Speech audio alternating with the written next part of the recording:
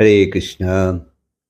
সেই প্রভুর কৃপা যাতে এসে যায় সেই কথা প্রচার করছি।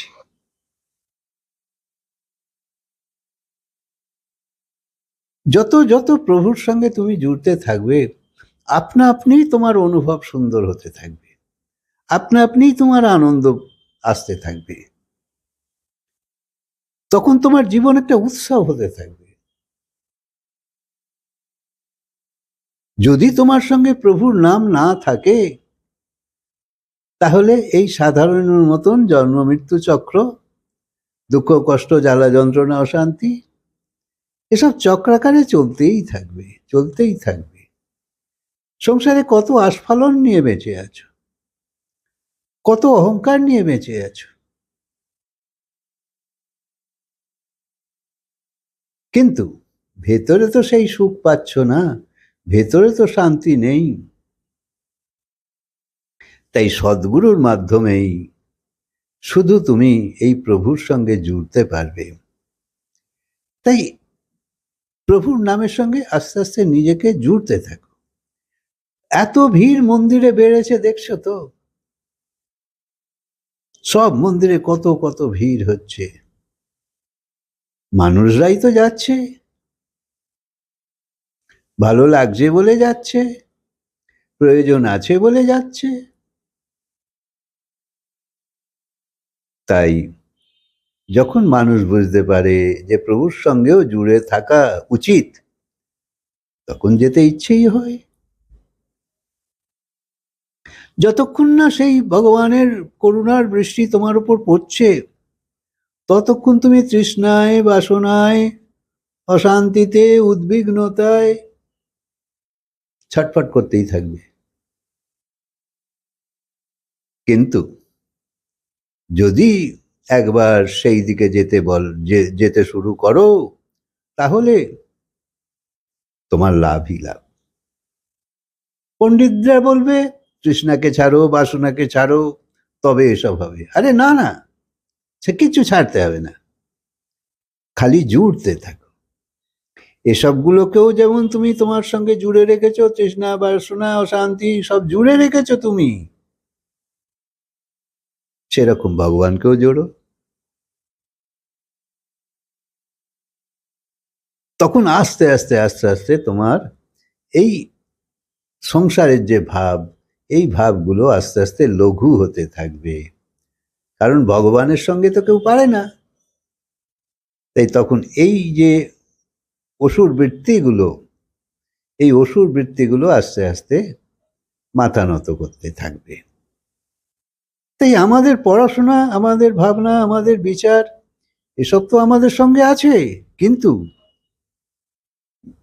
শেষ বয়সে তো সবাই দেখেছে যে ঈশ্বর নাম করবার কথাই সবাই বলে, যে ভগবানের নাম করো। তাই সেই ঈশ্বরের চিন্তা করার খুব দরকার আছে।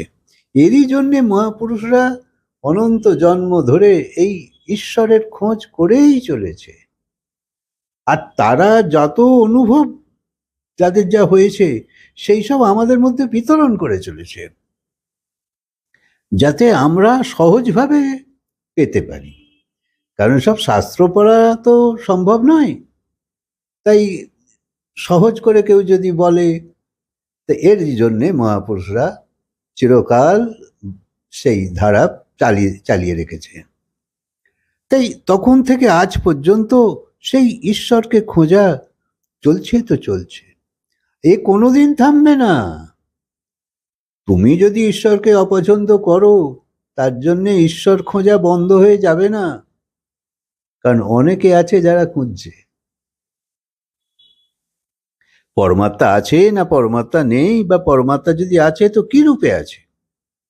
আর পরমাত্মা যদি না থাকে তো এই সৃষ্টির অস্তিত্ব কি করে চলছে? এই যে সব একটা নিয়মে চলছে, সকাল রাত্রি 6টা ঋতু চলছে, সবজি ফল সবই তো আমরা পাচ্ছি, এক একটা সময়ে ফুল।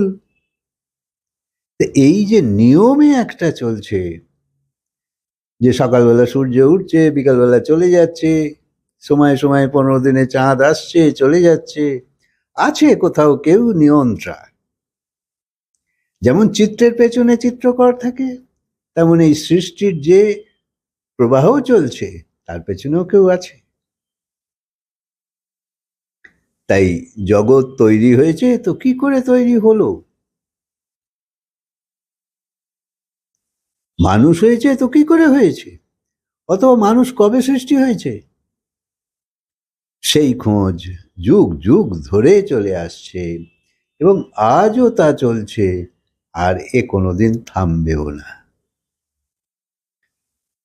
তাই নিরন্তর একটা খোঁজ চলছে তো চলছেই, কারণ ভগবান ছাড়া কোনো ব্যক্তি বা বস্তু এরকম হতেই পারে না।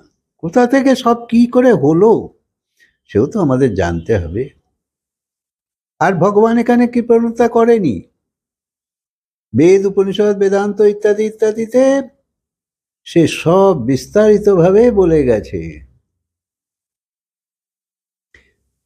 যদি এই রকম না হতো তাহলে তো আমরা কিছু জানতে পারতাম না। কিন্তু ভগবান কোথাও বসে এই জগৎটাকে চালাচ্ছে না, তাহলে তো আমরা কেউ না কেউ দেখে ফেলতই, ভগবান ধরা পড়ে যেত। তাই কেউ না কেউ তাকে খুঁজে পেয়ে যেত। কিন্তু ভগবানের খোঁজ কোটি কোটি বছর ধরে চলেই আসছে।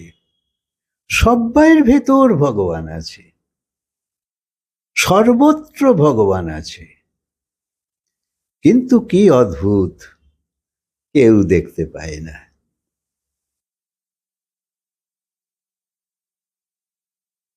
তাই পরমাত্মা কোনো উপস্থিতির নাম নয়, পরমাত্মা হলো পরম অনুপস্থিতির নাম। পরম অনুপস্থিতি তো যে নেই তাকে পাওয়া যাবে কি করে? তাই পরমাত্মাকে খোঁজার চেষ্টা কি ব্যর্থ হয়ে যাবে? না, ভগবানকে পেতে গেলে ভগবানকে জানতে হবে।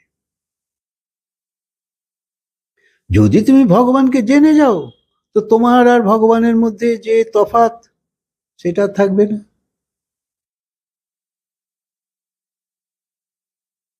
তাই পরমাত্মাকে পাবার দৌড় বন্ধ করো, কারণ ভগবান কোনো বস্তুও নয়, ব্যক্তিও নয়, কোনো স্থানও নয়, কোনো বিচারধারাও নয়। পরমাত্মা এমন একটা অনুভূতি, এমন একটা জ্যোতি যা আমাদের মধ্যে এবং সব জায়গায় বিদ্যমান আছে।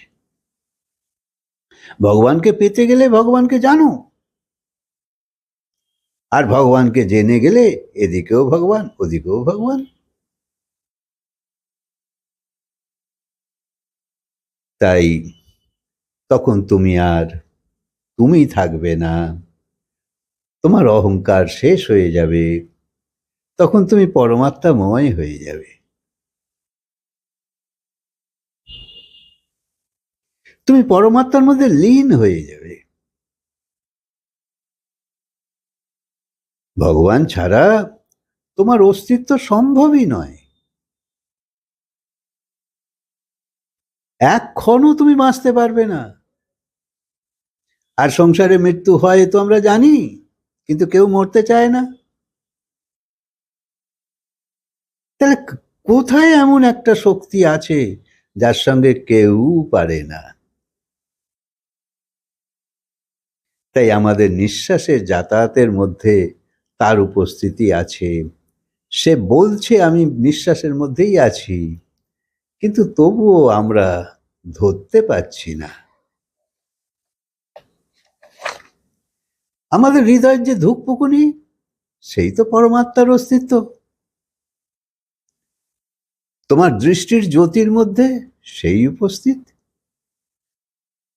তাই সৃষ্টিতে প্রতি কণাতেই সে বিদ্যমান হওয়া সত্ত্বেও পরমাত্মাকে আমরা আজও দেখতে পাইনি। যতক্ষণ তুমি এই চোখ দিয়ে পরমাত্মাকে দেখতে চাইবে ততক্ষণ পারবে না। কারণ পরমাত্মাকে দেখতে গেলে তোমার অন্য কোনো চোখ চাই। যারা ভগবানকে দেখেছে, যারা ভগবানকে জেনেছে, তারা এই চোখ দিয়ে তো দেখেনি। তাই পরমাত্মাকে দেখতে গেলে পরমাত্মাকে জানা বিশেষ প্রয়োজন। আর পরমাত্মাকে জানতে গেলে আগে তুমি নিজেকে তো জানো। তোমার আত্মজ্ঞান হওয়া খুব দরকার, আত্মবোধ হওয়া খুব দরকার, এবং তখন পরমাত্মাকে জানা তোমার কাছে অনেক সরল হয়ে যাবে। যতক্ষণ না তুমি ভগবানকে জানছো ততক্ষণ তুমি তাকে কিছুতেই পাবে না। যদি ভগবান কোথাও বসে থাকতো তাহলে তো তুমি তাকে পেয়েই যেতে। তো ভগবান সব জায়গায় আছে, কিন্তু কোথাও দেখা যাচ্ছে না। তাহলে প্রশ্ন এই যে তাহলে ভগবানকে কি করে দেখা যাবে? তাই তারই উত্তর মহাপুরুষরা নানাভাবে আমাদের সাহায্যের জন্য এগিয়ে এসেছে। আচ্ছা, কথাকে আজকে বিরাম দিই, আবার বলবো হরে কৃষ্ণ।